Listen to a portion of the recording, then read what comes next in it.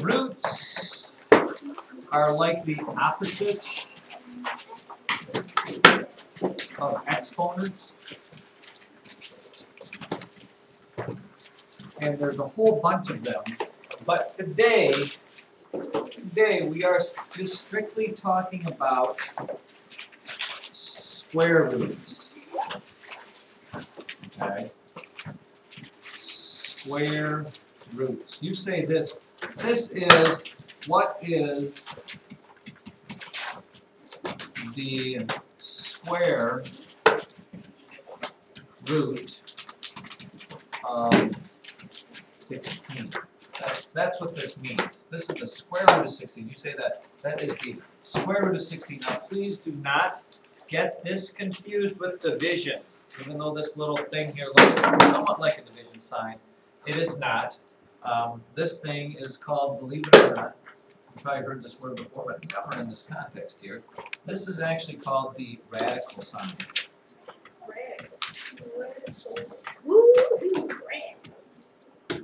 And this number 16 is called the radicand.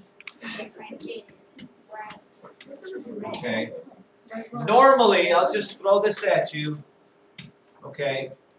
A lot of times there will be a number here, not for you guys because they're not giving it to you right away. There is no number here, and when there is no number there, it's an assumed 2. Okay, and that's what, when there's no number there, it's always a 2, so they don't show up. But there could be a 3, a 4, or 5, or whatever. We're going to get to that later. This little number is called the index number. We'll get to that at a later time. Now, what this means is this. Okay, you're asking yourself, when you see the square root sign, you ask yourself, what same number times itself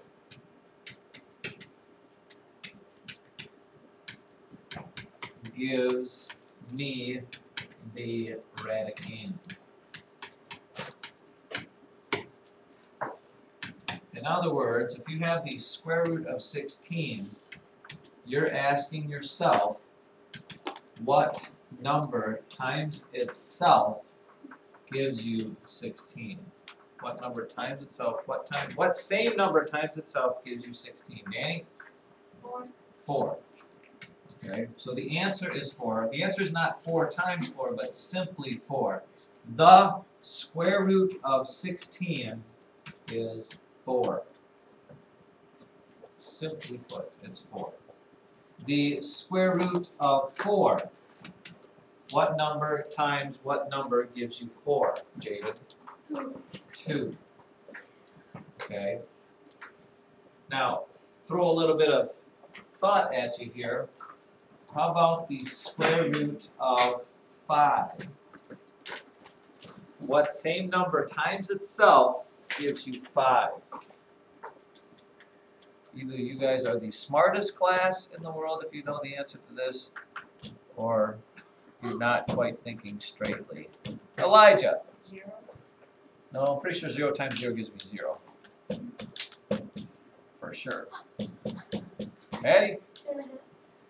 2.5 is unfortunately not right.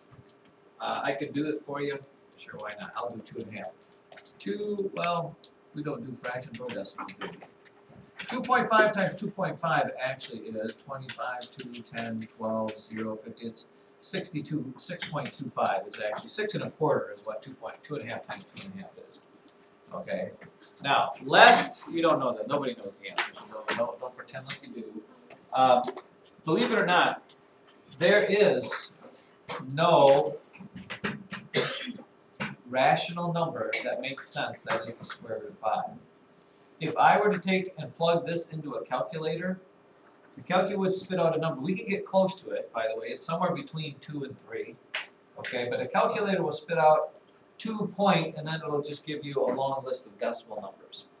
Okay, there is no exact, on a calculator, square root of 5. It's called an irrational number because it doesn't make sense. Okay, And any square root that doesn't work out is an irrational number. If you look up there, pi is an irrational number because it doesn't make sense and it doesn't work out either. We always round it to 3.14, but it doesn't go on. So if you think about this, okay, I'm going to jot some down here. Let's look at the first few square roots of numbers.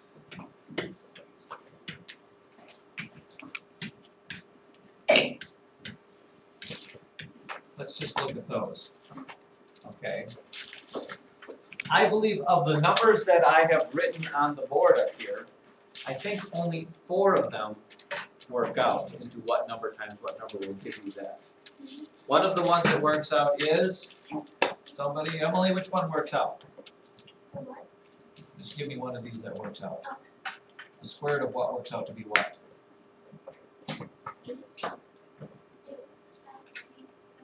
No, 4 times 4 is 16. Oh,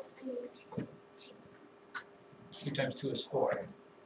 So, 2 times 2 is 4, so this one works out. The square root of 4 is 2. I'll give you that one. Alright. Jaden? the square root of 2 is 1. No, it is not. 1 times 1 is 1. Right. Lance? Number 1? What is the square root of 1? 1. 1, because 1 times 1 does give me 1.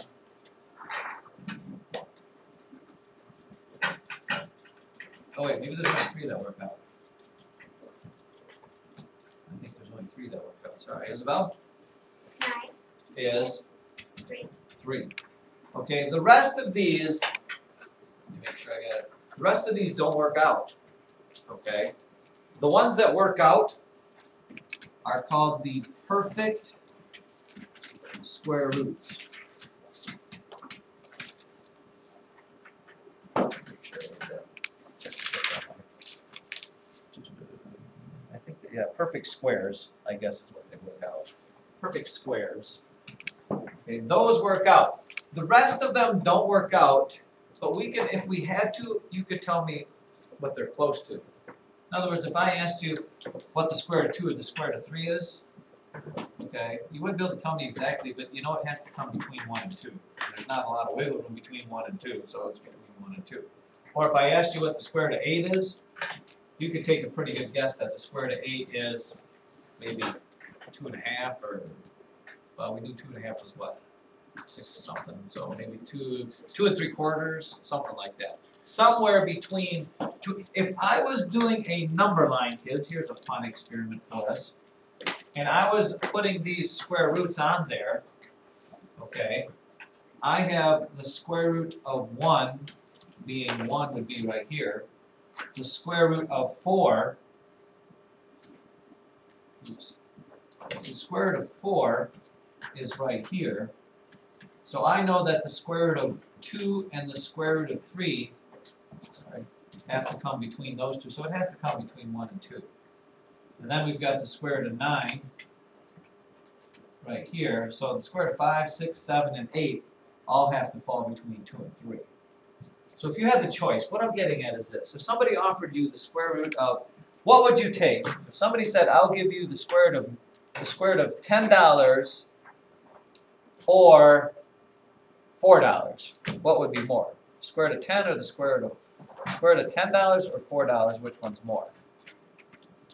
Square root of $10 or $4, which one would give you more money? Delaney? 10. The square root of 10 would give you more than $4?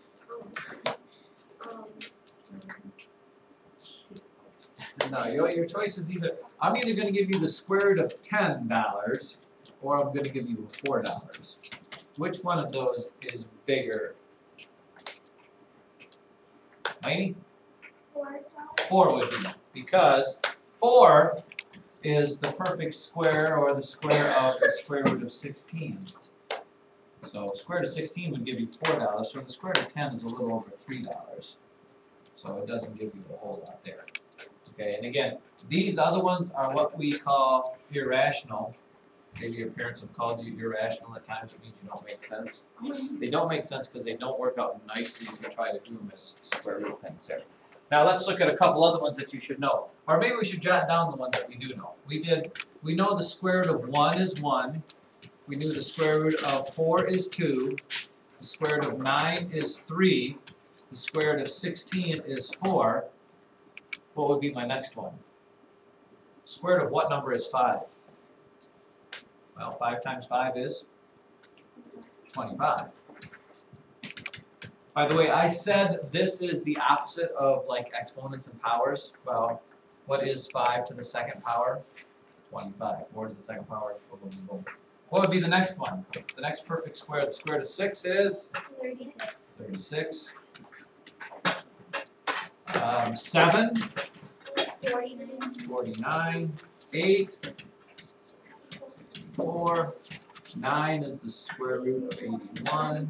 10. Square root of 100. 11. 121. 12.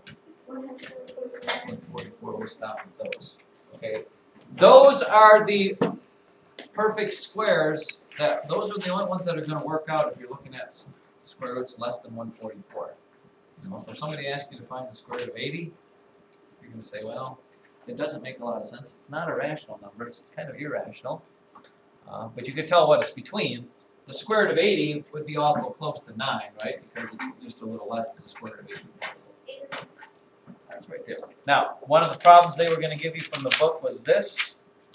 9 squared plus the square root of 9. And if I was doing that problem, what is 9 squared, Jillian? 9 times 9 is 81. What is the square root of 9? Square root of 9 is, what number times itself gives you 9? 3.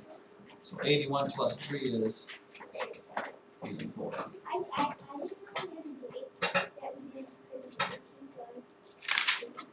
Congratulations.